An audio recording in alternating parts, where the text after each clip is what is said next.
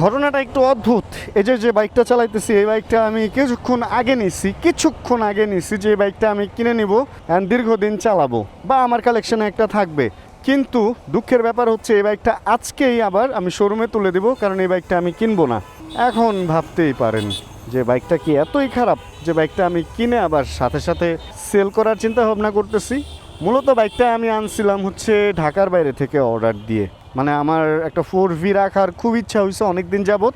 আমি অনেক জায়গায় খোঁজ করছি অ্যান্ড 4V ওইভাবে ফ্রেশ পাচ্ছিলাম না। অ্যান্ড এই বাইকটার ছবি সব কিছু দেখে দেখলাম যে হ্যাঁ, সুপার ফ্রেশ একটা বাইক। অ্যান্ড তারপরে কি করলাম, ঘটনাটা এখানেই হচ্ছে ভুল হয়েছে।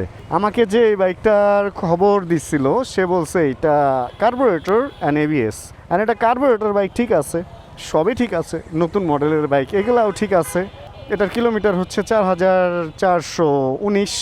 আর আমি যখন মানে এটা অর্ডার করছি তখন 4400-র চেয়ে অনেক নিচে ছিল। বেশ দূর থেকে আনাইছিলাম, এটা ঢাকার বাইরে থেকে আনানো হয়েছে। অ্যান্ড বাইকটা যখন আসলো তখন দেখেন না সন্ধ্যা হয়ে গেছে। আমি মানে আজকে ভাবছিলাম যে বাইকটা কেনার ভিডিও আপনাদেরকে দিব, কিন্তু দুঃখের ব্যাপার হচ্ছে এই বাইকটা তো কিনতে পারলামই না, বরং এই বাইকটা আজকেই আবার আমি বিক্রি করার জন্য বাইক ফেরিতে দিয়ে দিলাম। তো ঘটনাটা আপনাদেরকে বলি কী ঘটনা, অ্যান্ড তারপরে বলি যে আসলে এই বাইকটা কেন আমি কিনছিলাম। First of all, bike carburettor ঠিক আছে, আমি ABS-টা চালাবো না। ABS আমার ছিল, ABS আমার অতটা মজা লাগে না। আমার কার্বোরেটর এই বাইকটাই 4Vটাই ভালো লাগে। এটার মধ্যে একটা পাওয়ার আছেন।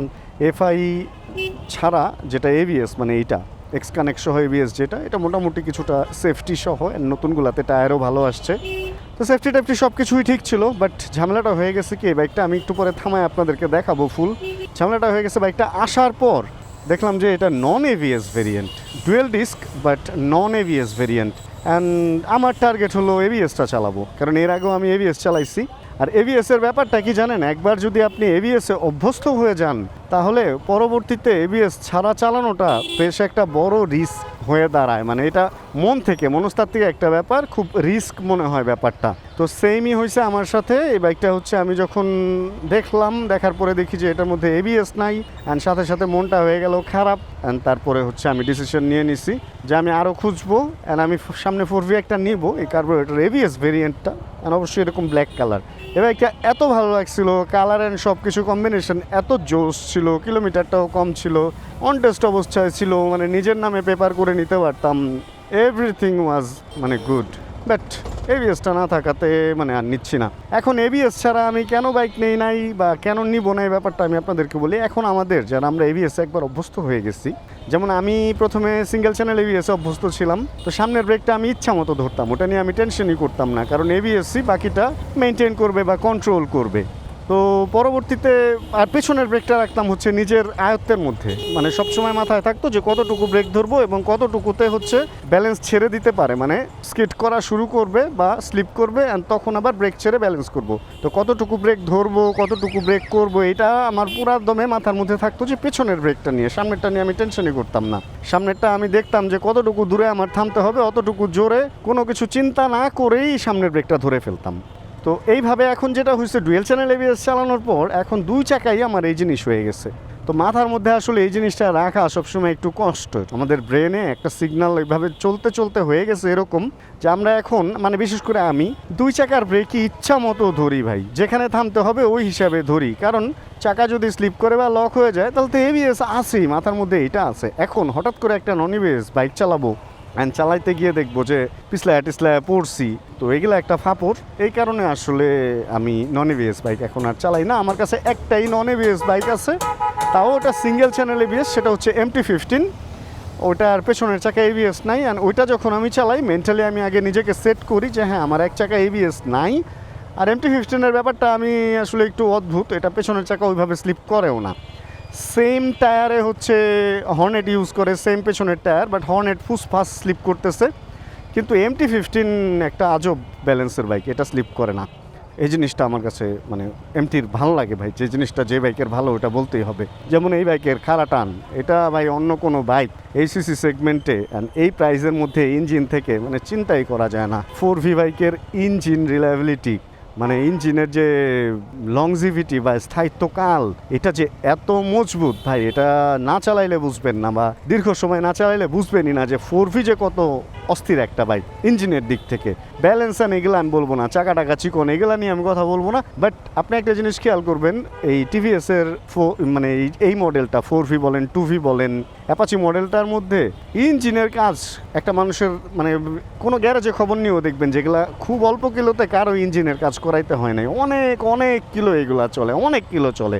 অন্যান্য সব আমি ভালো বলবো না, এটা যেমন গিয়ার শিফটিং দেখাইতে ভুল ভাল করে মাঝে মাঝে, এটা অন্যান্য ইঞ্জিন হিট হইলে আদার্স কিছু আওয়াজ যাই বলেন, ক্লাস প্লেট একটু ঝামেলা করে, এগুলা ঠিক আছে, কিন্তু মেইন ইঞ্জিন ভাই টিভিএস এর বিশেষ করে এই অ্যাপাচি সিরিজ মেইন ইঞ্জিন নিয়ে নো কম্প্রোমাইজ করছে ওরা এত সুপার একটা ইঞ্জিন দিচ্ছে। এটা গরম হোক ঠান্ডা হোক, দীর্ঘ সময় চালান অল্প সময় চালান, শহরে চালান আর শহরের বাইরে হাইওয়েতে চালান, ভাই আমি সারা বাংলাদেশ ঘুরছি বলতে গেলে, মানে এত সুন্দর একটা সার্ভিস আপনাকে দিবে এই বাইকটা আমার এত বেশি ভালো লাগছিল ভাই। আপনাদেরকে আমি বাইকটা একটু আলোতে থামায় দেখাই, যেহেতু সন্ধ্যা হয় একটা অবস্থা, কোনো একটা দোকানের সামনে দেখি একটু সুন্দর লাইট আছে যেখানে, ওইখানে থামায় দেখাবো না, মানে পছন্দের একটা জিনিস নিতে না পেরে এই ভিডিওটা করতেছি আমি। এটা নিতে পারার ইচ্ছা আমার ভিতরে, মানে কিরকম যে ঘুরতেছে ভাই। এটা এবিএসটা শুধু যদি থাকতো, এটার ইঞ্জিন স্মুথনেস, এটার কোনো জায়গাতে কোনো ঝামেলা নাই, হ্যান্ডেল ট্যান্ডেল পুরো সব জায়গা ফ্রেশ। নর্মালি দেখা যায় যে অনেকে চাবিতে রিং ইউজ করে বড়, এই সমস্ত জায়গায় দাগ থাকে, বাট এটা এই সমস্ত জায়গাতেও কোনো দাগ নাই, একদম নতুন যা ছিল তাই রাখছে। কিন্তু দুর্ভাগ্য হচ্ছে এই বাইকটার মধ্যে এবিএস নাই। যদি এবিএস এক্সটার্নাল ইনস্টল করা যেত তাহলে হয়তো আমি এই বাইকটার একটা কিছু করতাম, কিন্তু এটার জন্য ইসিউ বহুত ঝামেলা ভাই, আর অনেক খরচ পড়ে যায়। নর্মালি একটা নন এবিএস আর এবিএস বাইকের মধ্যে যে পার্থক্য, আপনি যদি এটা নিজে বানাইতে চান এবিএস, তাহলে ওই খরচটা আপনার জন্য অনেক বেশি হবে। আর সবসময় তো আমি একটা কথা বলি যে আসলে 4Vটা হচ্ছে বাংলাদেশের মধ্যে, এই বাইকটা হঠাৎ এরকম মার্কেট কেন পাইছিল জানেন? কারণ হচ্ছে এই বাইকটা অল্প দামে এমন জিনিস দিচ্ছে ভাই, এমন জিনিস দিছিল, মানে এই রেঞ্জে এই বাজেটে এরকম জিনিস আর কোনো কোম্পানি বা আর কেউ আপনাকে দিতে পারে নাই। বলছিলাম না বাইকটা একটু দেখাবো, চলেন বাইকটা একটু আপনাদেরকে হালকার উপরে দেখাই।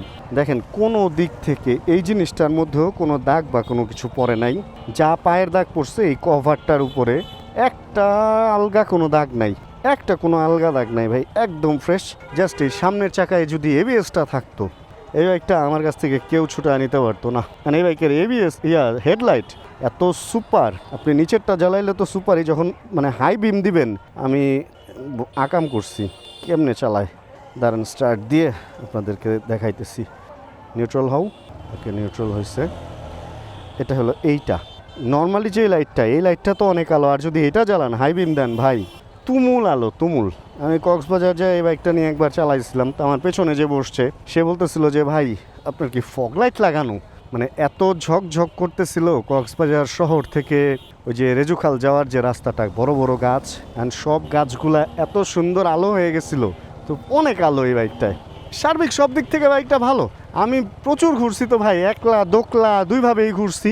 মজার ব্যাপার হচ্ছে এই বাইকটার seat and sitting position and controlling এরকম, আপনি এই বাইকটা চালায় যখন দীর্ঘ সময় চালায় কোথাও যাবেন, ধরেন ঢাকা টু কক্সবাজারই চলে গেলেন, আপনার কি মনে হবে জানেন? যে আপনি হয়তো বাসে রিল্যাক্সে বসে আসছেন, এরকম একটা প্রশান্তি দেয়। অন্যান্য আরও অনেক বাইক চালাইতে গেছি, শরীরে একটা ধকল বোঝা যায় যে হ্যাঁ আপনি বাইক চালায় আসছেন বা কোনো কিছু, কিন্তু এই বাইকটা চালায় আমি ওই জিনিসটা ফিল পাই নাই। তবে হ্যাঁ, ছোট্ট একটা সিটে ঝামেলা আছে, এটার সিটের কুশনিংটা এত বেশি নরম যে আপনি দীর্ঘ সময় বসে থাকলে আপনার মাঝে মধ্যে একটু দাঁড়াইতে হবে, দাঁড়ায়া দেন স্কিনের যে ব্লাড সার্কুলেশনটা ওইটার একটু ঠিক করতে হবে। স্কিন একটু হ্যাং করে, শক্ত যদি হয় কোনো সিট, ওইটার ঝামেলা হচ্ছে ওইটা হাড় আর মাসেলের মধ্যে একটা পেইন ক্রিয়েট করে। আর যদি নরম হয় বেশি, তখন হাড় আর মাসেলে খুব একটা করে না, কিন্তু স্কিন তো নরম জিনিস, মানে উপরের জিনিস, ওইটার মধ্যে একটা ব্লাড সার্কুলেশনে ঝামেলা করে ফেলে। আরে শোরুমে উঠাবো বাইকটা, সে জায়গায় আমি কাদায় নামাইতেছিলাম না বুঝে, তো ওই প্রবলেমটা এই বাইকে আছে। মাঝে মধ্যে একটু দাঁড়াইতে হয়, বা মাঝে মধ্যে একটু ব্রেক নিয়ে একটু দাঁড়ায় যদি আপনি বাম স্কিনটা হ্যাং ছোটায় নিতে পারেন, তাহলে মোটামুটি ঠিক আছে। আর কি সুন্দর লাগায় দিচ্ছে দেখেন, মানে দুইজনেরই আগে যেতে হবে। আমি জিনিসটা অটোর মধ্যে খুব বেশি দেখছি। আজকেও আমি যখন বাসা থেকে বের হইতেছিলাম তখন দেখছি যে একটা মাইক্রোর পাশ দিয়ে আমি বের হয়ে আসতেছি, অ্যান্ড সামনে দিয়ে আরেকটা অটো, এটা দেখে আইসা না আমাকে পুরো আটকায় দিল। আমি তারা জিজ্ঞেস করলাম যে চাচা আমি বের হয়ে গেলে তো আপনিও চলে যেতে পারতেন, আমারে দেখেও আপনি যে ঢুকায় দিলেন, এখন তো দুজনের কেউই যেতে পারবো না। হাসতেছে। মানে এই জিনিসগুলো না ওদের মাথায় নাই। অটো নিয়ে একটু ছোট্ট করে কথা বলতেই হবে। যারা অটো চালাচ্ছে এখন আমাদের এখানে নতুন, যারা লাস্ট 1 বছরে বা আর একটু বেশি হবে যারা অটো কিনছে, তাদের কেউই স্কিলড না এই ব্যাপারে। হয়তো আগে কখনো সাইকেলও চালায় নাই মেন রোডে, কিন্তু অটো থেকে একটা ভালো ইনকাম দেখে তারা অটো কিনে 3 চাকার জিনিস চালানো শুরু করে দিছে। তো মাঝে মধ্যেই দেখবেন ব্রেক ধরে রাখছে, এর মধ্যে থ্রটল হয়ে সামনের চাকা লক, কিন্তু বাইক মানে অটো আগাইতেছে, আগায় যে আরেকজনের লাগাই দিছে। এভাবে আমার পায়ে একবার উঠাইছিল। তো এই ধরনের ঘটনাগুলো খুব বেশি দেখবেন যে ওদেরকে কারো আইসা কিছু করতে হবে না, ওরাই ওদেরকে বিপদে ফেলে দেয়। কারণ নো স্কিল, রোড সম্পর্কে কোনো আইডিয়া নাই, কিচ্ছু নাই। 3 চাক্কার একটা যান নিচে নিয়ে চালানো শুরু করে দিছে, ইনকাম শুরু হয়ে গেছে। এবং যখন আস্তে আস্তে শিখে মানুষ কিন্তু তখন বড় বড় ভুলগুলা বা ছোট ছোট ভুলগুলা করে। আমরাও যখন বাইক চালানো শিখছি, হঠাৎ করে বড় রাস্তায় গেছি, দিছি টান দিয়ে দেখি যে আয় হায় এই বিপদে তো ব্রেক করেও কন্ট্রোল করতে পারবো না, হয় না? তো অটোওয়ালাদের অবস্থাটা হয়েছে এখন ওই অবস্থা। ওরা মানে ওদের রাইডিংয়ের যেই এক্সপেরিমেন্টাল পিরিয়ড, ওইটাতেই ওরা কমার্শিয়াল পারপাস চলাফেরা শুরু করে দিচ্ছে। এই হলো ওদের বর্তমান অবস্থা ভাই। এই অবস্থায় এই অটো থেকে যতটুকু আমরা সাবধানে থাকতে পারবো ততই ভালো। আমি বাংলাদেশ সরকারের দৃষ্টি আকর্ষণ করবো যে আসলে অটোর জন্য একটা আইন টাইন বা কোনো কিছু করেন ভাই। এইভাবে দেখবেন আপনার আত্মীয় স্বজন হয়তো একদিন বিপদে পড়বে এই অটোর কারণে। আমাদেরগুলা তো পড়তেছে বা আমরা তো পড়তেছি। তো এই অবস্থা। যাই হোক, বাইক নিয়ে কথা বলতে বলতে অনেক কথাই বলে ফেললাম। আজকে আর আমরা ভিডিও বড় করবো না, মূলত এই বাইকটা কেনা হচ্ছে না, এটাই হলো মেইন কথা। আর আপনারা যদি নিতে চান বাইক ফেরি থেকে নিয়ে যেতে পারেন ভাই। আমি দেখে একদম এবিএস ছাড়া বাইকের মধ্যে তেমন কোনো ঝামেলা নাই, জাস্ট নিয়ে একটা সার্ভিস করাইতে হবে, বল রেসারটা গ্রিস করতে হবে, এই হলো কাহিনী। এছাড়া আর কোনো কিছু না। যে কোনো পুরাতন বাইক কিনলে বল রেসার টেসার একটু গ্রিস করায় নেবেন, মানে সার্ভিস করায় নেবেন। কারণ একমাত্র বল রেসারটাই বাইকে, এই সমস্ত বাইকে মানে বেশিরভাগ সময় নষ্ট হয়। বেশি দামও না, 900-1000 টাকা মনে হয় দাম, হয়তো বা, আমি শিওর না। তো এই আর কি। তাহলে আমরা আজকের এই ভিডিও থেকে বিদায় নিয়ে নিচ্ছি। যদি আজকের এই ছোট্ট ভিডিওতে কোনো কিছু ভালো লাগে, ছোটো করে একটা লাইক দিয়ে দিন। চ্যানেলে যদি নতুন হন প্লিজ সাবস্ক্রাইব করে আমাদের ফ্যামিলি মেম্বার হয়ে যান, যেন আমি কে কোনো ভিডিও দেখছেন। আর যতক্ষণ পরবর্তী ভিডিও নিয়ে আবার আমি আসতেছি, ততক্ষণ ইনশাআল্লাহ আমরা থাকবো সুস্থ এবং করতে থাকবো চিল ইনশাআল্লাহ। Bro, check the mic and make sure it sound right, boys.